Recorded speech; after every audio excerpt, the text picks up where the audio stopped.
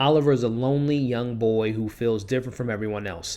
Desperate for a friend, he seeks silence and refuge in his ever-present cell phone and tablet. When a mysterious creature uses Oliver's devices against him to break into our world, Oliver's parents must fight to save their son from the monster beyond the screen. Hey, what's going on, everybody, and welcome back to Movie Files. Elliot here today to share with you all my spoiler-free review of the new horror thriller film Come Play, which will be available in theaters October 30th. I'm gonna let you all know what I thought about this horror film and if you should check it out in this review. Before we dive into it, as you can see on the screen now, make sure you're following me on all my other social media accounts. That way you all can stay up to date on what's going on over here at Movie Files. If you are new to the channel, welcome to the community. Make sure you all subscribe to the channel, and while you're at it, hit that bell so you don't miss any of my other movie reviews, TV coverage, live streams, all the fun things we do on this very channel. It would mean the world to me if you all can give this video a thumbs up. Really helps out the channel, but I also really appreciate it. And in the comments, let me know if you guys have seen the trailer for this film and if you want to check it out. And if you've seen Come Play, let's discuss your pros, your cons. What did you think of Larry? What did you think of the premise? And let's have a discussion about it in the comments below. So before I even get into my positives, my negatives, if you also check it out, I want to give you guys a little story time about the director Jacob Chase and how he came to make this film. So let's get into his backstory. So after making a series of short films with his friends, Chase had a career breakthrough when he won the 2016 Doritos Crash the Super Bowl ad contest with Doritos Dogs. His commercial actually aired during the Super Bowl and earned him an exclusive directing mentorship under Zack Snyder on the set of Justice League. And Jacob used that prize money to finance a short film by the name of Larry, which Come Play is actually based upon. So I thought that was a really kind of cool story showing you how he became this director and writer of this film. So let's go into my positives here. So when I saw this trailer a couple weeks ago, I was really intrigued because the idea that a creature can live in our phone was really kind of interesting. And I love how the film kind of explores the idea of the connection between technology and loneliness. Our creature is created by loneliness and he is seeking a friend, but of course he's a creature from another world, so he's seeking a friend in a very dark and sinister way, which brings me to the idea again of this film that I really enjoyed was the technology. We use our phones, we use our tablets a lot, right? And when it comes to this monster being in this world and we're so detached from our reality, he wants to come into our world to take us to his world, very a la Freddy Krueger from Nightmare on Elm Street. So I thought that idea was really kind of cool and unique within this film. This film does a really good job also of not shying away from the fact that our main character Oliver is a nonverbal 8-year-old on the autism spectrum and communicates by typing and drawing on screen. So the idea, again, this film doesn't say the technology is bad, you shouldn't use it, but our character Oliver relies on technology. And I like how the film does not shy away from the fact that there are kids at his school that pick on him, which, by the way, I really did enjoy how they, at first, the main bully Byron, I thought was going to be very generic and kind of just stereotypical, but I like how they kind of gave that character some development and kind of tied him into the main storyline. But going back to Oliver, the film does a good job of showing you how, you know, even his parents, they love Oliver, right? And even though they love him, it is a strain on their relationship. We see them, their day-to-day routine, taking him to speech therapy. It puts a strain on their marriage and their relationship, and I thought the film did a good job of showing you how Oliver was implemented in the story, which also brings me to a really good point in regards to positives.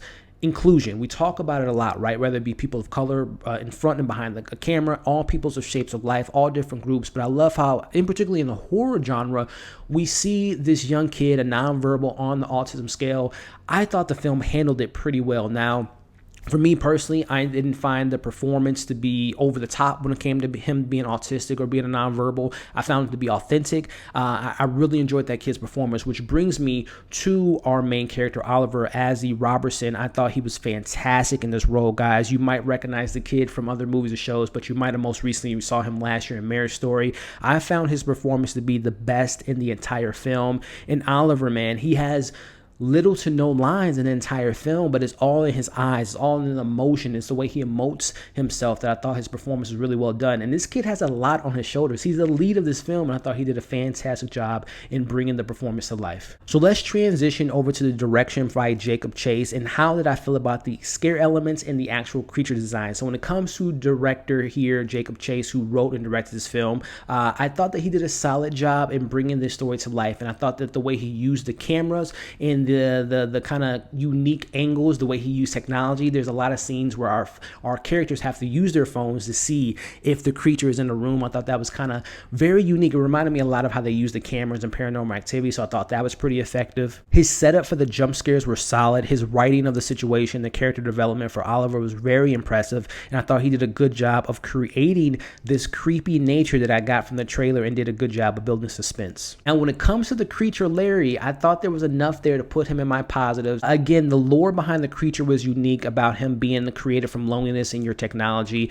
I thought that the creepy and unsettling sounds that the creature made and his presence was felt throughout the movie. And look, when it comes to me being scared, this film didn't necessarily scare me, even though I watched it at 11 o'clock at night with all the lights out. It takes a lot to scare me, but I still found the film to be very effective in its creepiness and creating that creepy atmosphere. In the use of technology to see if Larry was in the room with our characters and different apps they used was very effective. So transitioning into my criticism with the film, kind of going back into the Larry conversation, the creature design. Now, there were certain ways they showed Larry, whether he was crouched over or hide in a corner, that was pretty effective. But for the most part, when you saw the close-up and his elongated arms and legs was kind of corny and kind of cheesy and kind of over the top for me. I didn't like the necessarily the design of the creature. And then when actually another thing that really kind of comes to mind is I mentioned the performance by Azhy Robertson I thought was great. But when it comes to the parents, you have Gillian Jacobs and John Gallagher as the actors of the parents.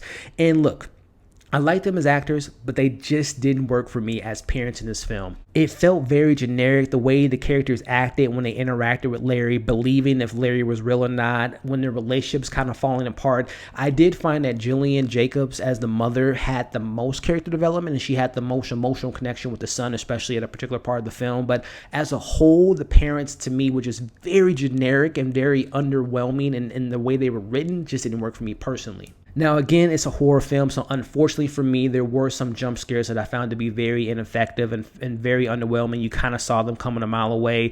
There were some silly moments involving the parents when it came to them meeting Larry, and there's a particular portion of the film that really kind of drug on for about 10 to 15 minutes. But overall, guys, my overall thoughts of this film, Azhy Robertson was great as Oliver. The premise and the story of Larry was very unique and interesting and really makes you think about how you consume technology. And when it comes to Jacob Chase as a director, I think that he has a very promising career as a writer/director, especially if he wants to do more horror films. So I'm going to give Come Play a solid 3 out of 5. And I recommend you all check this movie out if you are able to see it when it comes to theaters October 30th or when it's available on VOD. So check the movie out, and when you do, let me know what you all thought about the movie, your pros, your cons. Were you scared? Are you scared of your phone? Let's have a conversation about it in the comments below. As always, like, share, comment, subscribe, hit the bell so you don't miss any of my content. Thank you all for watching this review. Hope you're staying safe, and we'll see you all in the next video.